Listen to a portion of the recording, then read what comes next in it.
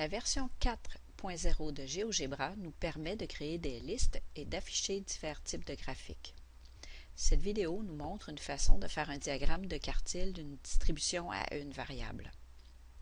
Par défaut, GeoGebra est en mode algèbre et graphique.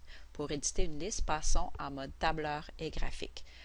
Nous devons cliquer sur Disposition et sélectionner Tableur et graphique. Dans ce mode, la fenêtre est divisée en deux parties, soit le tableur à gauche et le graphique à droite. Chacune des parties peut être séparée en cliquant sur le bouton « Afficher dans une nouvelle fenêtre ». Pour revenir à l'affichage de base, il faut recliquer sur le même bouton. Nous pouvons aussi redimensionner chacune des sections. Nous allons maintenant éditer notre liste. J'écris un titre et j'entre mes données.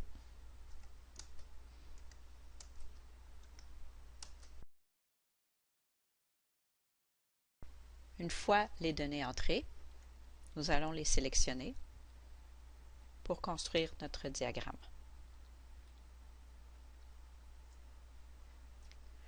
Je sélectionne sur le bouton Statistiques et je choisis Statistique à une variable. Nous avons une nouvelle fenêtre où plusieurs choix de présentation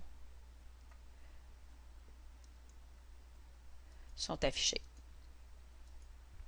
Nous sélectionnons Boîte à moustaches.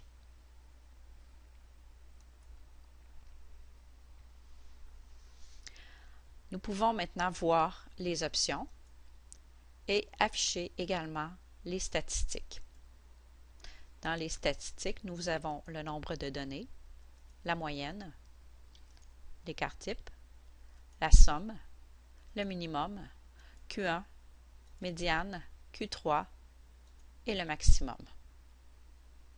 En cliquant sur le bouton droit de la souris sur le diagramme, nous avons le choix de copier le diagramme dans le presse-papier, de l'exporter en image, qui va être en format PNG, de le copier vers le graphique.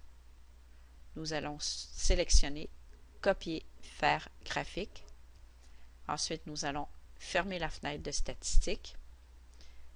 Revenons à la disposition algèbre et graphique, maintenant que nous n'avons plus besoin du tableur. Nous allons voir maintenant comment on peut modifier les propriétés de notre graphique. Sélectionnez avec le bouton droit de la souris sur le graphique et choisissez Propriétés. Dans le premier onglet, vous avez la deuxième boîte de texte avec définition. Allez au début, vous voyez boîte à moustaches et le premier chiffre 1 indique la position verticale de votre diagramme dans la fenêtre graphique.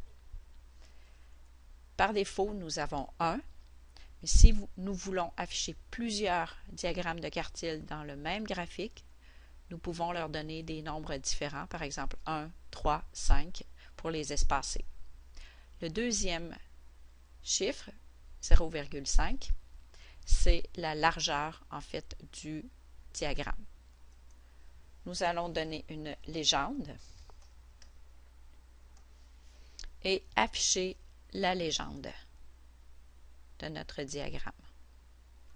Nous pouvons également modifier la couleur et si vous comptez imprimer en noir et blanc, vous pouvez également assurer différemment chacun de vos diagrammes pour les comparer. La légende peut être déplacée pour être affichée sous le diagramme.